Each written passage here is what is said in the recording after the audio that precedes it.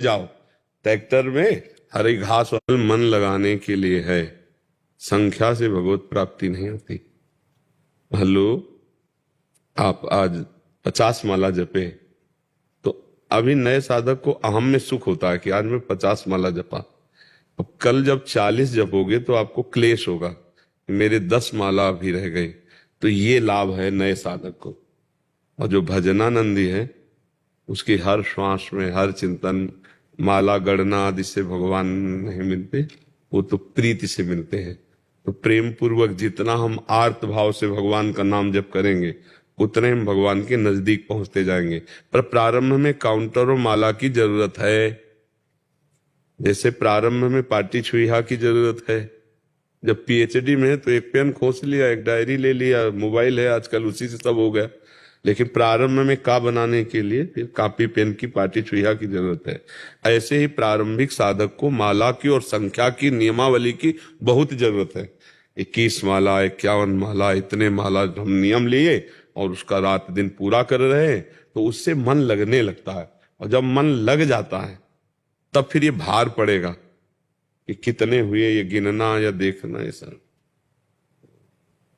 व्याकुलता पूर्वक प्रभु का चिंतन हो रहा है तो बाहर कौन गणना करे कि कितने माला हुए, कितने, ये सब बोझा लगने लगता है आगे चल करके। जब वो प्रेम में चिंतन, अब मान लो मंत्राकार वृत्ति हो रही, अब ये गिने कि कितने माला हुए, सुमेरु आया उसको पलटाना है और ये आचमन, वो सब चल रहा है।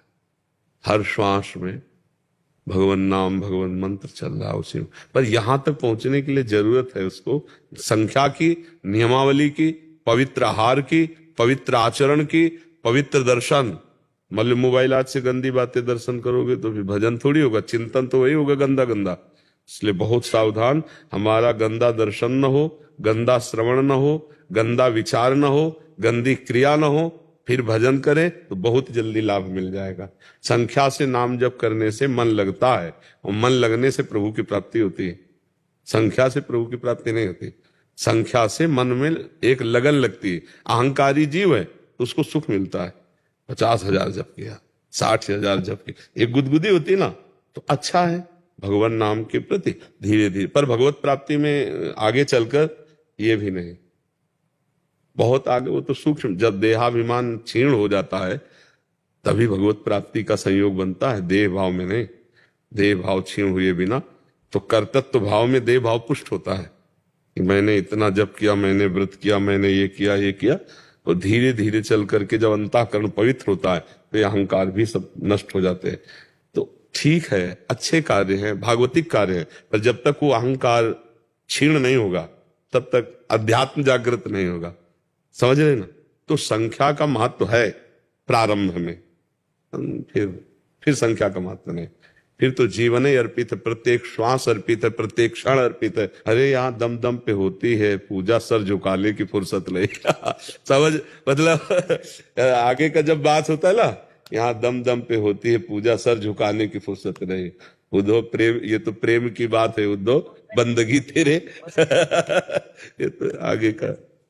जनार्दन जी महाराष्ट्र से। राधे राधे। राधे राधे महाराज जी। महाराज जी, आपके दर्शन से ऐसा लगता है कि महाराष्ट्र के संत ज्ञानेश्वर जी महाराज, संत तुकाराम जी, एकनाथ जी महाराज जी, जो उनके कालखंड में कहे गए वाक्य थे वो आपकी वाणी से हमें सुनने को मिला। उन्हीं सब संतों की चरण रज और जूठन से है ना? उन्हीं सब संतों की चरण रज जूठन से है। जैसे पारस है तो लोहा को छू के सोना बना देती है, पर संत जन जिस पर कृपा करते हैं उसे संत बना देते हैं। तो सब बड़े बड़े संत जो है इन्हीं की जूठन, इन्हीं का निमित्त किसी को बना ले। समय समय पर भगवत तेज जो युक्त महापुरुष है वो किसी को भी निमित्त बना ले, किसी को बना ले, और अपनी वाणी वहां से प्रकाशित करके जगत मंगल करते रहते हैं संत जन। तो ये ढांचा अलग है और इसमें जो साउंड है अलग है, वो महापुरुषों के द्वारा प्रेरित है। जैसे तुम सुन रहे हो ऐसे हम भी सुनते हैं कि ये बात मेरी नहीं है, ये तो संतों ने दी है, ये तो भगवान बुलवा रहे हैं, ये तो उन्हीं के द्वारा है ना। हाँ, अपने लोग तो केवल, तो बड़े बड़े महापुरुषों की जब कृपा होती, जा पर कृपा राम की हुई ता पर कृपा करे सब कोई। जामवंत जी राम जी से कह रहे हैं, जा पर नाथ करो तुम दाया, ताई सदा शुभ कुशल निरंतर, सुर नर मुनि प्रसन्नता ऊपर। नाथ जिस पर कृपा कर देते हैं तो बड़े बड़े महात्मा लोग, ऋषि मुनि सब उस पर कृपा कर देते हैं, तो वही बात होने लगती, तब वो बातें निकलती हैं जो महापुरुषों के द्वारा प्रेरित होती हैं। तो आपकी भावना है बड़ा पवित्र है, पर इन सब महापुरुषों की चरण रज और उनकी कृपा कटाक्ष। महाराज जी, संतों की कृपा कैसे प्राप्त होती है, आपका प्रश्न है? वैसे संतों की कृपा तो अहेतुकी होती है, पर इसमें प्रधानता भगवान की कृपा होती है। अब मोहि भाव भरोस हनुमंता, बिनु हरि कृपा मिले नहीं संता। तो हरि कृपा प्रधानता हुई, कोई उद्यम कोई प्रयत्न अपना नहीं, हरि कृपा ने कृपा की, तब ये संत समागम हुआ। जैसे लिखा बिन सत्संग विवेक न हुई, तो उसमें फिर लिखा है राम कृपा बिन सुलभ न सोई। बिना भगवान राम जी की कृपा के संत संग नहीं मिलेगा, और सत्संग के बिना विवेक नहीं होगा, विवेक के बिना संसार से वैराग्य नहीं होगा। तो हमें लगता है संत समागम में प्रधानता कृपा तो हरि की है, और दूसरी सहयोगी कृपा अपने पुण्यों की है, क्योंकि दोनों बात पाई गई, पुण्य पुंज बिन मिलहि न संता। बिना पुण्य एकत्रित हुए संतों का दर्शन नहीं होता। और एक पाया गया बिनु हरि कृपा मिले नहीं संता, तो दो बातें पाई गई। कभी कभी पुण्य का ऐसा संयोग हो जाता है कि संत महात्माओं के दर्शन हो जाते हैं, कभी कभी भगवान की कृपा से भगवत प्रेमी महात्माओं के दर्शन हो जाते हैं। तो हम भगवान से प्रार्थना करें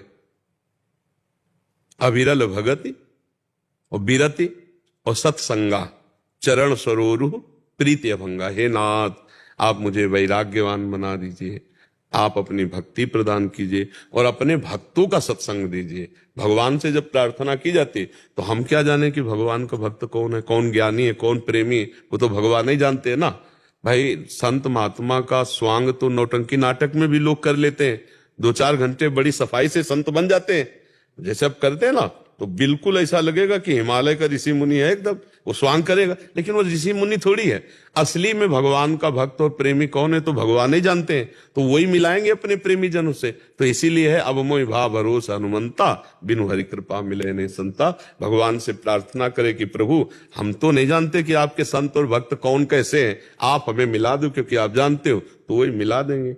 या तो उनको बुला के आपके घर, और या आपको उनके यहाँ पहुंचा देंगे। ये भगवान की कृपा से होता है। और मुख्य बात है कि आर्त भाव से हम पुकारें, संतों की संगति के लिए हम भगवान से प्रार्थना करें, तो भगवान अहेतु की कृपा करके जब द्रवहि दीन दयालु राघव, तो साधु संगति पाइए, तो संतों का संग मिल जाता है।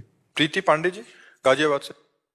राधे राधे महाराज जी। महाराज जी, मैं एकादशी का व्रत करती हूँ। व्रत के पारण पर ब्राह्मण भोज आवश्यक होता है। यदि ब्राह्मण नहीं मिलते तो भोज के लिए कुछ धनराशि निकाल कर रख देते हैं। उस धनराशि को किसे देना चाहिए? किसी आश्रम में दे सकते हैं, भंडारा आदि में दे सकते हैं, या किसी अन्य प्रयोजन में भी यूज कर सकते हैं? कभी कभी चली जाए फिर किसी गौशाला में, हरा हरा चारा लेके बढ़िया गौओं को पवा। बहुत सी ऐसी गौएं हैं जो अव्यवस्थित जीवन है उनका। हमें लगता है कि मनुष्य तो चल फिर कर कहीं पा भी लेगा, अब खेत तक पहुंचना गायों का असंभव है, और जाए तो रखवाले लोग हैं। और बहुत तरह से ऐसी असुविधाएं हो गई कि जो गायें दूध नहीं देती, बैल अब खेती जोतने के काम में नहीं आते क्योंकि ट्रैक्टर हो गए, तो ऐसे छोड़ दिए जाते हैं। बड़ी अव्यवस्था गौओं की है, और सनातन धर्म में गौ का बहुत ऊंचा स्थान है। हमें लगता है कि जैसे अगर 10-10 रुपए महीने में निकाले जाएं, 20-20 रुपए, बिल्कुल कम पैसे निकाल, और सब लोग अगर मिल करके एक सामूहिक कोई गौशाला और उसमें गौओं की व्यवस्था कर दी जाए तो बहुत अच्छा लगता है। व्यापार के लिए नहीं, धर्म के लिए, धर्म के लिए गौओं की सेवा। तो हमें लगता है जिसके 1000-2000 महीने में 10, 20, 50, 100 जो बचे, तो किसी गौशाले जाओ, ट्रैक्टर में हरी घास